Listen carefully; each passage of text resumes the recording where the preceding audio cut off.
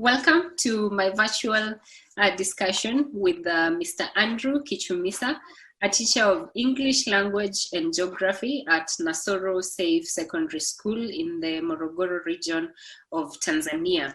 Mr. Kichumisa is one of the 400 teachers in Tanzania taking up the African Digital Schools Initiative, which is implemented by GESCI and funded by the MasterCard Foundation.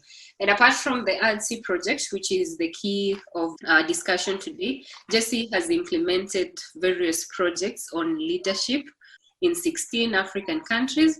And we are also working with World Bank on development of a total cost ownership tool for use with schools and universities. We are also working with the Ministries of Education of Sierra Leone on development of educational management information systems. So those are some of the things that GESCI is working on, and GESCI is our main project at the moment, where we are really working on teacher professional development and enhancement of 21st century skills among teachers, which is one of the things that Mr. Kichumisa here has been able to do, given the fact that he's now conducting live lessons for students in Tanzania. So Mr. Kichumisa, karibu sana. Just introduce yourself and then you will tell us what really pushed you to start conducting online live lessons. Karibu.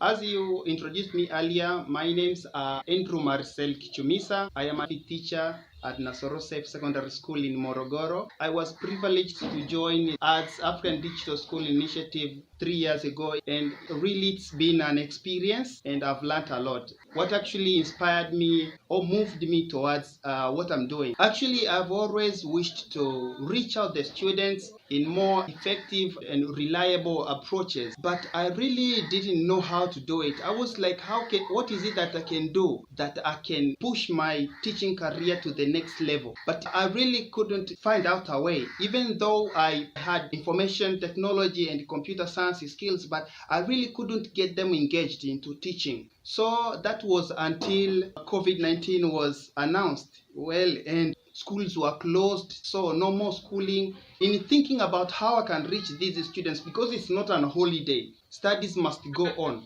The motto of our district is Elimu kwa Tehama, Tehama kwa Elimu, which is technology for education. So there, boom, there was my answer. There was no way around it. I had to use technology to reach out to my students. So I launched the e-learning website where students could just log in and find free ebooks, notes, lesson videos as you've watched them. Then I started carrying out online session. I opened up my class on Fridays where students started joining. Then I had other devices like quizzes and tests where students just respond online, and so many other devices. And this has been so powerful, tremendously powerful, because I've been able to reach more students than even I imagined before. Wow, that's amazing. Congratulations to you. This is a great initiative. How do you reach out to the students to ensure they are online at the time you want to start conducting the lessons? I share a link to parents because I have numbers of my students' parents. I've been a class teacher for 2 years, so I have their numbers. I always share my link to the parents and tell them, please, you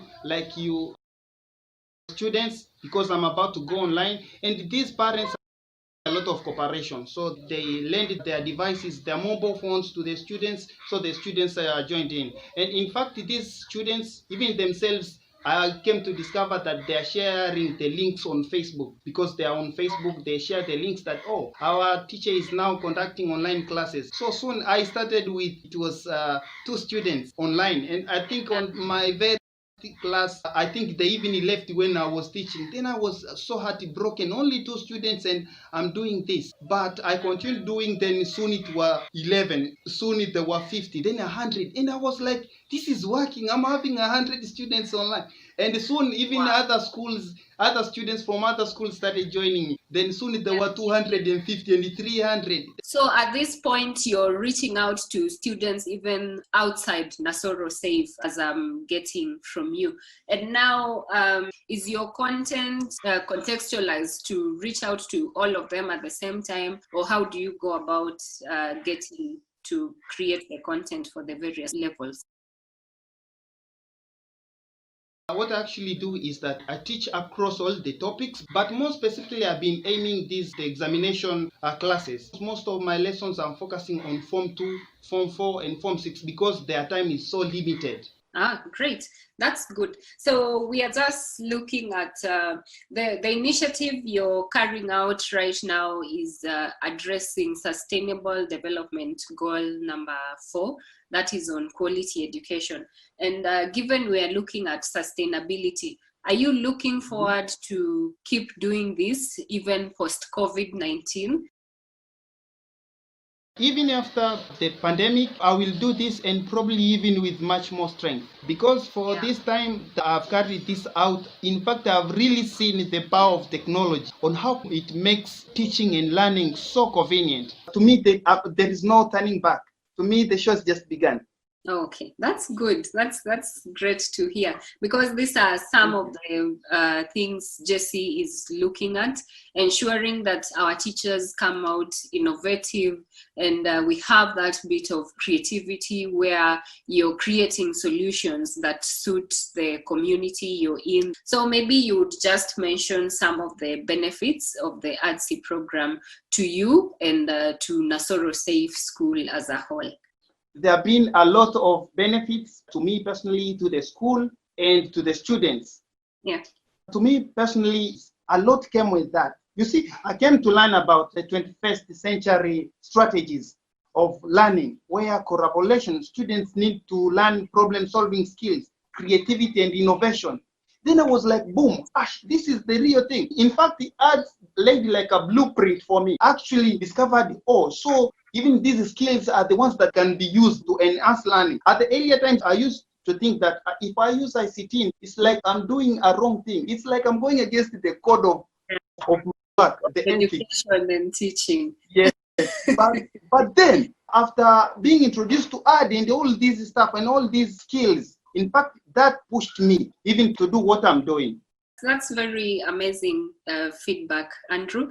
Thank you so much, because we love to hear such. It means parts or most of the objectives of the African Digital Schools Initiative are being achieved through what you're doing, because our aim is creating a digital school of distinction through integration of ICTs in teaching and learning, and having teachers who use technology as an enabler to deliver education. And given that you're already running a YouTube channel, I can see your YouTube channel is Come Study with Andy. For those who would want to check out Andrew's lessons on YouTube, go to YouTube and find Come Study with Andy. You will see some of his lessons there. So just tell us about the website as well. The website is www.comestudywithandy.wordpress.com. comestudywithandy.wordpress.com.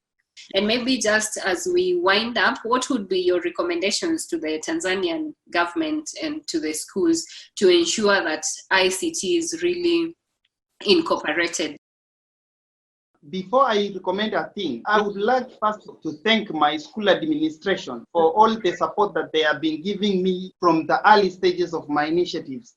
Yeah. So I thank them, and I also extend my gratitude to the Ministry of Education and the government for actually opening doors for GESCI, because this actually has put a lot of light into the selected digital schools and the STEM teachers, and we are starting to see a lot of progress in our students. Even the perception that certain subjects are hard, you know what, I cannot do science, what. Yeah. Arts has brought up about these interactive lessons. We develop lessons with infographics and mind maps, concept maps, and what. All these things help to break down the complex ideas into easy learnable ideas where the students are really interested in learning now. I would really wish to recommend the following to my school administration, that I think they have to seek out for more ICT facilities. You see, we still need a lot of support on this. The school still needs computers, desktops, and laptops. We still need more projectors. We still need bigger rooms for computer lab. Yes, we do have a computer lab currently, but it's small.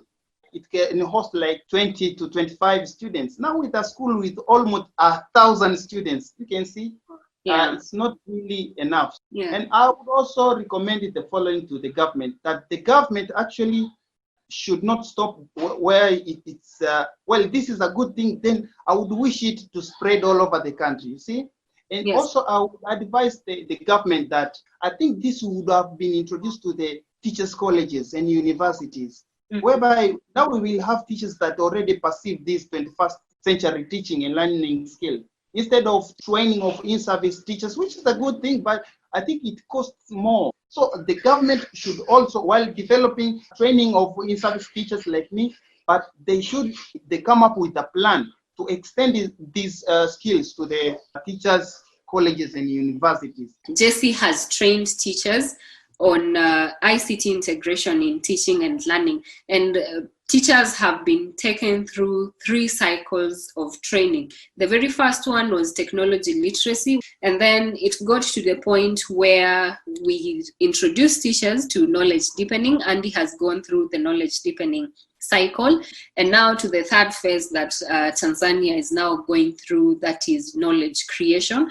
In this phase, we really look forward to having teachers create content that learners can interact with, whether it's in the classroom or away from the classroom. This is the phase where we now believe the teacher is well equipped to create content, which is something Andy is doing, and doing it very well. And on behalf of GESCI, we are really proud of you, and we look forward to seeing more teachers taking up, whether it's during the pandemic or post the pandemic, because the pandemic is really informing how there are so many things that are going to change, as you mentioned, Andy, and it's just dawning on us that there is a need to make learning flexible. By all means, learning has to be made flexible.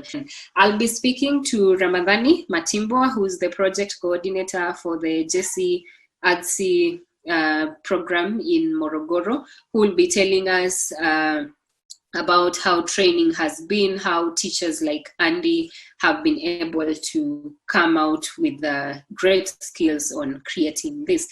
I'm joined by Ramadhani Matimbwa. Ramadhani is the GESCI project coordinator for the African Digital Schools Initiative in Morogoro region, Tanzania. And he'll be speaking to us in terms of project implementation, training of teachers, which brings us to this point where we have teachers like Andrew Kichumisa, who are now able to conduct online lessons to create content for their students who are now at home due to school closure that's brought about by COVID-19. So Ramadhani, just tell us what is being done in Morogoro region at the moment. Yeah, actually, by the moment, we are on the knowledge creation cycle, and currently is a module 1 cycle, and we are in progress for a school visit soon before the school is closed. But now, because the school are closed, we continue with the professional development for teachers for online learning. So teachers are continuing doing some tasks, learning some tactics on technology using teaching, but online. So distance learning is still happening. So however, COVID-19 is there, but teachers are still getting some other tips of how technology can be useful tool in teaching.